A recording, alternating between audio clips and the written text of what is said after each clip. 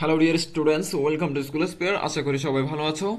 আজকের ভিডিওটি ষষ্ঠ শ্রেণীর শিক্ষার্থীদের জন্য, তাদের সামনে স্বাস্থ্য সুরক্ষা পরীক্ষা। তোমরা ইতিমধ্যে অনেকেই জানো যে গত ষান্মাসিক মূল্যায়ন পরীক্ষায় আমি যে সাজেশনগুলো দিয়েছিলাম সেখান থেকে কিন্তু বেশিরভাগই কমন আসছিল। তো সেই সুবাদে বার্ষিক পরীক্ষা 2024 উপলক্ষে আমি তোমাদের জন্য নিয়ে চলেছি একটি চূড়ান্ত সাজেশন বা বলতে পারো নমুনা প্রশ্ন। এই ভিডিওতে আমি স্টেপ বাই স্টেপ তোমাদেরকে দেখিয়ে দিব তোমাদের বার্ষিক পরীক্ষা প্রশ্ন কিভাবে আসবে, কি আসতে পারে এবং তোমরা কিভাবে লিখতে হবে। তো ভিডিওটি ধৈর্য সহকারে যারা পুরো ভিডিওটি দেখবে তারা একটি পুরো ধারণা পেয়ে যাবে কিভাবে পরীক্ষায় লিখতে হবে। তো আমি সবাইকে অনুরোধ করবো ধৈর্য সহকারে পুরো ভিডিওটি দেখার জন্য, এবং সেই সাথে বার্ষিক পরীক্ষার সকল প্রশ্ন, চূড়ান্ত সাজেশন, সকল প্রকার আপডেট সবার আগে পাওয়ার জন্য আমার স্কুল স্পেয়ার ইউটিউব চ্যানেলটি সাবস্ক্রাইব করে রাখো এবং নোটিফিকেশন বেলটি ওপেন করে দাও, যেন তোমরা সবার আগে নোটিফিকেশন পেয়ে যাও। এবং অবশ্যই অবশ্যই বন্ধুদের সাথে ভিডিওটি শেয়ার করে দিবে। তো দেরি না করে চলো শুরু করি আজকের ভিডিও।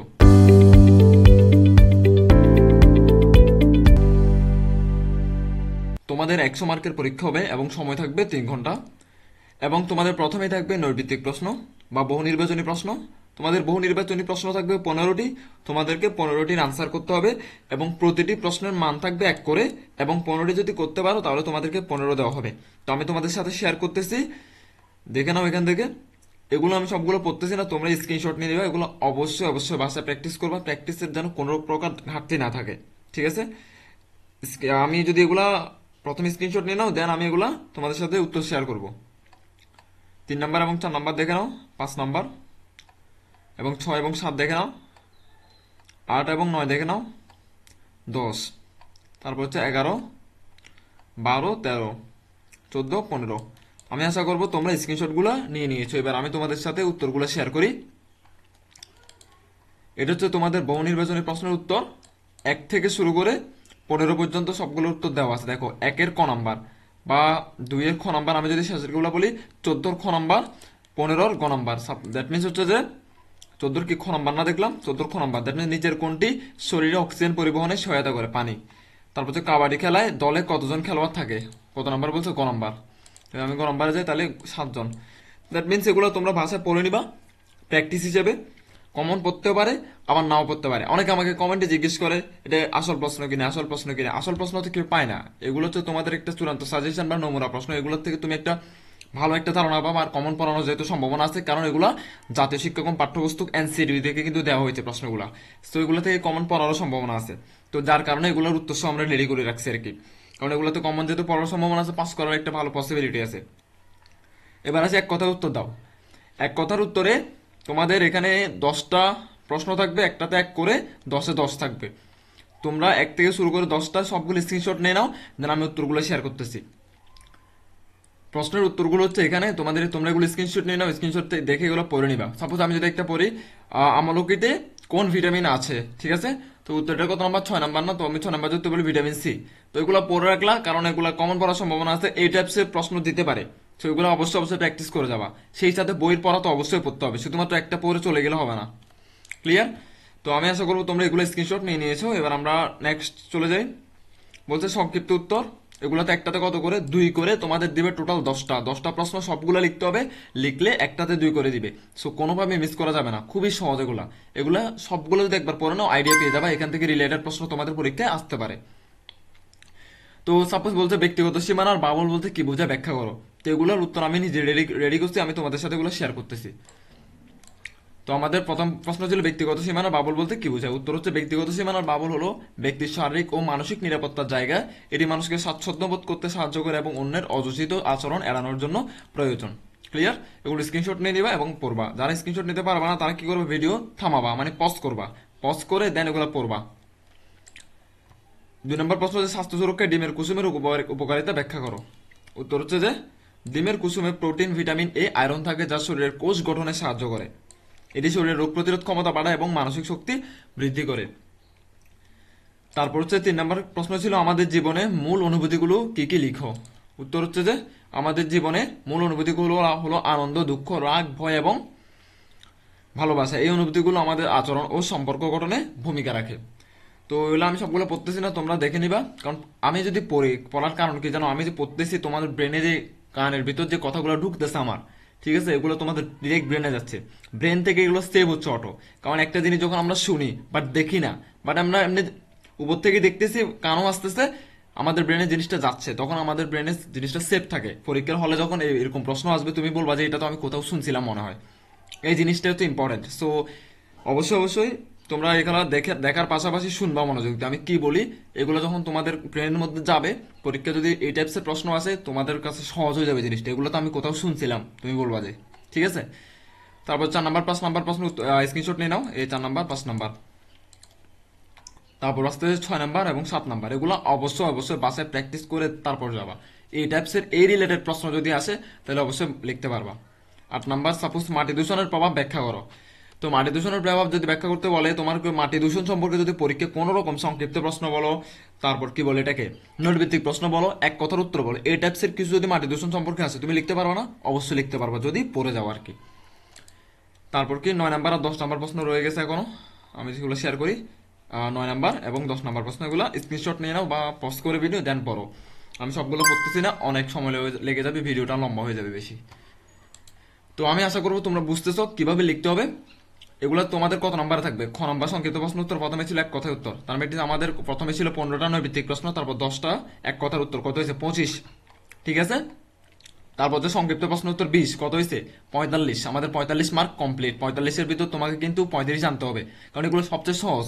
রচনামূলক প্রশ্নগুলো একটু কঠিন আছে, তো ওগুলোতে মার্ক আনা সহজ, সেক্ষেত্রে তোমাদেরকে একটু ভালো মার্ক করতে হবে। কারণ তোমরা হয়তো ইতিমধ্যে জানো যে তোমাদের কিন্তু কি 33 পাইলে চলবে না, কিন্তু সব সাবজেক্টে মিনিমাম 40-এর উপর রাখবা। কেন 40-এর উপর রাখবা? কারণ তোমাদের 3টা সাবজেক্টের যদি 40-এর কম পাও, ঠিক আছে, তাহলে সেক্ষেত্রে তোমাদেরকে কি ফেল বিবেচনা করা হবে। তোমাদেরকে তুমি যদি একটা সাবজেক্টে সাপোজ পাইলা 34, আরেকটা সাবজেক্টে পাইলা 38, আরেকটা সাবজেক্টে পাইলা 37, তাহলে তোমাদের তোমাদের ফেল, তোমাদেরকে পরবর্তী ক্লাস উঠাবে না। সো সবগুলোতে 40 মার্কের উপর রাখতে হবে তোমাদের 100-এর মধ্যে। তো সেই দিক বিবেচনা করে কোনো অবস্থাতে খাতা কিন্তু খালি রেখে আসবা না, ভালো করে লিখে আসবা। আমি কিন্তু এগুলো বলতেছি পড়ালেখার পাশাপাশি, এগুলো তোমাদেরকে জানাচ্ছি, জিনিসগুলো জানা জরুরি। কোন রকমে লিখে দিয়ে চলে আসলা 33 পাইলে পাস, এই চিন্তা ভাবনা বাদ দাও, 40 পাইতে হবে। ঠিক আছে, তারপর হচ্ছে রচনামূলক প্রশ্ন দৃশ্যপটবিহীন। দৃশ্যপটবিহীনে তোমাদের 3টা প্রশ্ন থাকবে, দেখো একটা দুইটা তিনটা, তিনটা তোমাদেরকে লিখতে হবে। একটাতে কত করে 5 করে, তিনটাতে কত 15, 15-এর মধ্যে 6, 7 বা 8 তুলতে হবে তোমাদেরকে। তিনটার উত্তর আমি তোমাদের সাথে শেয়ার করতেছি, আসো দেখে নি উত্তরগুলো। রচনামূলক প্রশ্ন, প্রথম 1 নাম্বার বলছে ওয়ার্ম আপ কি? খেলাধুলায় আঘাত বা দুর্ঘটনা এড়াতে করণীয় করো, মানে এড়াতে করণীয় কি ব্যাখ্যা করো, এরকম হবে। দ্যাট মিনস দেখি তো, এড়াতে করণীয় ব্যাখ্যা করা, একই একই কথা। ওয়ার্ম আপ হলো শরীরকে ধীরে ধীরে সক্রিয় করা এবং পেশিগুলো নমনীয়তা বৃদ্ধির জন্য হালকা ব্যায়াম। এটি খেলার আগে শরীরকে প্রস্তুত করে এবং আঘাতের ঝুঁকি কমায়। খেলাধুলা আঘাত বা দুর্ঘটনা এড়াতে করণীয়: খেলার আগে সঠিক ওয়ার্ম আপ করা, উপযুক্ত খেলায় পোশাক ও সরঞ্জাম ব্যবহার করা, খেলার নিয়ম মেনে চলা এবং সতর্ক থাকা, পর্যাপ্ত বিশ্রাম ও সুষম খাদ্য গ্রহণ করা। এগুলো এটা ভালো করে দেখে নাও, পড়ে নিবা ভালো করে বাসায়। ঠিক আছে, কারণ তোমাকে ওয়ার্ম আপ সম্পর্কে যদি কোন রকম সংক্ষিপ্ত প্রশ্ন, নৈর্ভিত্তিক প্রশ্ন কিছু যদি আসে, তাহলে সেটি তোমরা লিখতে পারবা এই ধারণা থেকে। ক্লিয়ার? 2 নম্বর প্রশ্ন ছিল ডেঙ্গু রোগটি কিভাবে ছড়ায়। আসলে ডেঙ্গু কিস থেকে, মশার থেকে হয়। ডেঙ্গু রোগটি আমরা কিভাবে প্রতিরোধ করতে পারি? তো ডেঙ্গু রোগটি এডিস মশার কামড়ের মাধ্যমে ছড়ায়। এডিস মশা সাধারণত ভোর বা সন্ধ্যায় কামড়ায়। এটি ডেঙ্গু ভাইরাস বহন করে এবং মানুষকে সংক্রমিত করে। ডেঙ্গুর প্রতিরোধের উপায়: বাড়ির আশেপাশে জমে থাকা পানি অপসারণ করা। যে বিভিন্ন পানিতে পানি জমে থাকে না তোমার, বাড়ির আশেপাশে বিভিন্ন নলকূপে বলো, বিভিন্ন জায়গায় জমে থাকে, এগুলো কি করতে হবে? ফালাই দিতে হবে, এগুলো রাখা যাবে না। ওগুলো জমলে ওখান থেকে কি এডিস মশার উৎপন্ন হবে। ঠিক আছে, ফুল হাতা ও লম্বা প্যান্ট পরা, ফুল হাতা জামা পরা ও লম্বা প্যান্ট পরা। তো মশার কয়েল স্প্রে বা মশারি ব্যবহার করা, নিয়মিত ডেঙ্গু সচেতনতা প্রচার করা, বাড়ি ও আশপাশ পরিষ্কার পরিচ্ছন্ন রাখা। নর্মালি তো কয়েল ব্যবহার করা কিন্তু ভালো না, আমাদের স্বাস্থ্যের জন্য ক্ষতি। তারপর আসতেছে 3 নম্বর, ব্যক্তিগত স্বাস্থ্য ও পরিচ্ছন্ন থেকে এটি পালনের উপায়গুলো লিখো। ব্যক্তিগত উত্তর এখান থেকে শুরু। ব্যক্তিগত স্বাস্থ্য হলো শারীরিক, মানসিক ও সামাজিক সুস্থতার জন্য সঠিক যত্ন নেওয়া। পরিচ্ছন্নতা হলো শরীর, পোশাক এবং আশেপাশের পরিবেশ পরিষ্কার রাখা। ও পালনের উপায় হচ্ছে যে প্রতিদিন গোসল করা, পরিষ্কার জামা কাপড় পরা, খাবার আগে ও পরে হাত ধোয়া, দাঁত নখ এবং চুল নিয়মিত পরিষ্কার রাখা, সুষম খাদ্য গ্রহণ এবং বিশুদ্ধ পানি পান করা, পর্যাপ্ত ঘুম এবং শরীরচর্চা করা। তো এগুলা 3টে প্রশ্ন, অনলি 3টে প্রশ্ন একটু ভালো করে পড়ে নিবা। ঠিক আছে, আর আমি তো তোমাদেরকে আগে বলছি, এখনো বলতেছি, অবশ্যই অবশ্যই তোমরা বই পড়বা। তোমাদের যদি আরো সাজেশন থাকে সেগুলো পড়বা, শুধুমাত্র এগুলো পড়ে চলে যাবা না আবার কিন্তু। আমি বারবার বলতেছি এগুলো পরে শুধু চলে যাবে না, এগুলো হচ্ছে তোমাদের কমন পড়ার সম্ভাবনা আছে, এর মানে এনা 100% কমন পড়বে। কিন্তু অনেকে দেখলাম যে অনেক ইউটিউবার বলে কিন্তু কমন পড়বে 100%, এটা বিশ্বাস করে যাওয়া না। তোমরা তোমাদের মতো করে পড়ো, আমরা তোমাদেরকে জাস্ট একটা পিছন থেকে একটা পুশ করতেছি, তোমাদেরকে একটু সহযোগিতা করতেছি যেন একটা ভালো রেজাল্ট করা যায়, তোমাদেরকে জিনিসগুলো দেখিয়ে দিচ্ছি কিভাবে কোন স্ট্রাকচার প্রশ্ন আসবে। কারণ প্রশ্ন বোঝা অনেক জরুরি, আমি এটা বারবার বলি।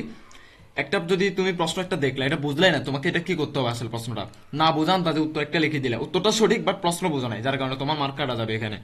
সো বিষয়টা খেয়াল রাখবা। এবার আসছে রচনামূলক প্রশ্ন।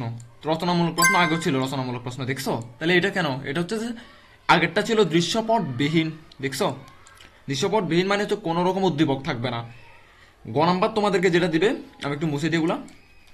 গ নাম্বার তোমাদেরকে যেটা দিবে এগুলো হচ্ছে দৃশ্যপট নির্ভর, দেখছো? দৃশ্যপট নির্ভর এটা মানে হচ্ছে যে সৃজনশীল প্রশ্ন। সৃজনশীল প্রশ্ন কি? একটা উদ্দীপক থাকবে। এই যে মনে করো সোমা থেকে শুরু করে ব্যবহার করা পর্যন্ত একটা উদ্দীপক, আমি বুঝাই দিচ্ছি জাস্ট পরে। সোমা ষষ্ঠ শ্রেণীর ছাত্রী, ইদানিং সে তার শরীর এবং মনে কিছু পরিবর্তন অনুভব করছে। কিছুটা লজ্জা এবং দ্বিধার কারণে সে তার অনুভূতি কারোর সাথে শেয়ার করতে পারছে না। তাছাড়াও মা একটুখানি রাগ করলেও তার মন খারাপ হয়। অন্যদিকে সোমার সহপাঠী হিমু হঠাৎ করে রেগে দেয়।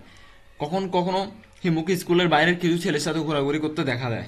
তাছাড়া হিমু বন্ধুদের সাথে প্রায়ই খারাপ ব্যবহার করে। এই যে একটা ঘটনা, বুঝছো না? তুমি কিছু বুঝছো না, বোঝার পরে এই যে 1 নাম্বার থেকে প্রশ্ন করা শুরু করছে তোমাকে। বলছে যে সোমা এবং হিমু এই দুজনের কথা যে বলছে মেয়ে, তাদের জীবনের কোন সময়কাল অতিক্রম করছে ব্যাখ্যা করো। তাদের এই জীবনটার কোন সময়টা অতিক্রম করছে? তো কোন সময়টা অতিক্রম করছে তোমরা বই পড়লে বুঝতে পারবা, কারণ এগুলো বই অলরেডি দেওয়া আছে অধ্যায়গুলো। ক্লিয়ার? এখানে মান হচ্ছে 40। টোটাল 5টা প্রশ্ন দিতে হবে রচনামূলক, মানে সৃজনশীল প্রশ্ন। টোটাল 5টা প্রশ্নের আনসার দিতে হবে, একটাতে 8 করে, বুঝছো? একটাতে কত করে? 8 করে 5টা প্রশ্নের উত্তর দিবা তোমরা। 5টা প্রশ্ন বলতে 1 নাম্বার উত্তর দিলে 1 নাম্বারের ভিতর আবার খ আছে। খ আলাদা আলাদা, দেখছো? কতে হচ্ছে 3 মার্ক, খতে হচ্ছে 5 মার্ক, এগুলো বুঝতে হবে কিন্তু। তুমি ধরো ক পারো, খ পারো না, ক লিখে দিয়ে চলে আসবে 1-এর ক, তাহলে 3 পাই গেলা। তারপর হচ্ছে এটা তো গেল, এগুলো স্ক্রিনশট নিয়ে নাও। এগুলা কি করবা? বই থেকে খুঁজে বের করে দেন উত্তরগুলো লিখবে, কারণ আমি উত্তরগুলো এখন এগুলো রেডি করে নিই, আমি সংক্ষিপ্ত এবং রচনামূলকগুলো রেডি করছি। যদি আমি রেডি করি সেক্ষেত্রে আমি আমাদের হোয়াটসঅ্যাপ গ্রুপ যেটা আছে ওইটাতে দিয়ে দিব, এবং সেই সাথে আমি ইউটিউবে ভিডিও আপলোড করে দিব। তাই সবাই একটু কনসার্ন থাকবা, সাবস্ক্রাইব করে রাখবা, যেন সবার আগে তোমরা নোটিফিকেশনগুলো পেয়ে যাও। তো আপাতত তোমরা এগুলো বের করবা, আমি স্ক্রিনশট নিয়ে নাও। দেন হচ্ছে 2 নাম্বার, 2 নাম্বার হচ্ছে এখান থেকে শুরু, দেখো এগুলো স্ক্রিনশট নাও, এই প্রশ্নটা স্ক্রিনশট নাও। খ নাম্বার হচ্ছে 5 মার্ক, ক নাম্বার হচ্ছে 3 মার্ক। তারপর আসতেছে প্রথম চিত্র, দ্বিতীয় চিত্র, এই 3 নাম্বার প্রশ্ন। একই, এটাতে টোটাল কত? 5-8, মানে এরকম করে কয়টা প্রশ্ন আছে তোমাদেরকে 5টা প্রশ্ন লিখতে হবে। এগুলো স্ক্রিনশট নিয়ে রাখো। এটা হচ্ছে 4 নাম্বার, এখান থেকে শুরু এখানে শেষ, ঠিক আছে? এটা হচ্ছে 4 নাম্বার, স্ক্রিনশট নিয়ে রাখো। তারপর হচ্ছে 5 নাম্বার, হচ্ছে এটা একবার এখান থেকে শুরু এতটুকু পর্যন্ত হচ্ছে 5 নাম্বার, ঠিক আছে? এগুলো তোমরা নিজে নিজে স্বাস্থ্য সুরক্ষা বই থেকে বের করবা। কেন তোমরা বের করবা? তোমরা যখন এগুলো বের করতে গিয়ে নিজে নিজে পড়বা, সবকিছু পড়ে পড়ে বের করতে হবে, তখন গিয়ে তোমার মাথায় সেট হবে আসলে কিভাবে পরীক্ষা লিখতে হবে, মানে তোমার পড়াটা হয়ে যাবে সেই সাথে। সাপোজ যারা বের করতে পারবে না তাদের জন্য বলি কিভাবে করবা। সাপোজ বলছে না সোমা এবং হিমু তাদের জীবনে কোন সময়কাল অতিক্রম করছে, তো তুমি অধ্যায়টা বের করবে। এটা হচ্ছে বয়সন্ধিকাল যে সময়টা ওইটা অতিক্রম করছে, তো অধ্যায়টা বের করবা, অধ্যায়টা বের করে পড়বা। দেন অতিক্রম করতে ব্যাখ্যা করা বলছে না, তো তুমি তো বের করে ফেললা সোমা এবং হিমু তাদের জীবনের বয়সন্ধিকাল সময়টা অতিক্রম করছে, এতটুকু বের করলা। করার পরে বলতে ব্যাখ্যা করো। তাহলে কি ব্যাখ্যা করতে হবে? ওই বয়সন্ধিকাল সময়টা ব্যাখ্যা করতে হবে। দ্যাট মিনস তোমরা বই থেকে যেটা পড়লা বয়সন্ধিকাল সম্পর্কে পড়বা, পড়ার পরে পরীক্ষা লিখে দিবা। এটা হচ্ছে ক নম্বর আনসার। ক্লিয়ার? তো এগুলো বের করবা। আর যদি এর বাইরে কিছু জানার থাকে আমাকে কমেন্টে জিজ্ঞেস করো, আমি রিপ্লাই করার চেষ্টা করবো যদি সময় পাই। তো আজকের ভিডিও এতটুকু পর্যন্ত, তোমাদের সাথে আমার কথা হবে পরবর্তী কোনো ভিডিওতে, পরবর্তী কোনো সাজেশন নিয়ে। ধন্যবাদ সবাইকে।